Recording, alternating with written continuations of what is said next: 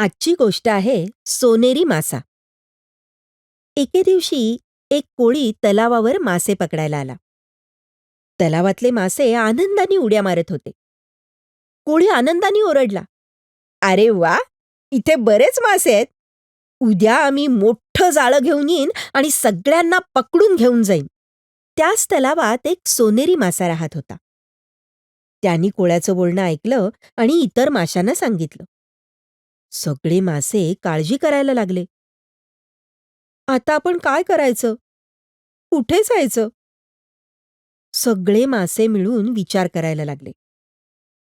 तेव्हा सोनेरी मासा म्हणाला, "जवळच एक नदी आहे आणि तिथले बरेचसे मासे माझे मित्र आहेत. आपण सगळेजण तिथे जाऊन राहू शकतो. तिथे आपल्याला कोणताही त्रास होणार नाही."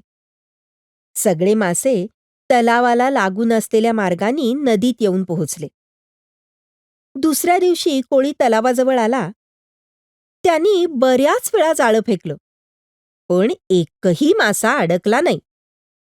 कोळी आश्चर्यचकित झाला आणि आल्या पावली खाली हातांनी घरी निघून गेला. अरे वा! मला आशा आहे की माझ्यासारखी ही गोष्ट तुम्हाला पण आवडली असेल आणि आनंदसुद्धा झाला असेल.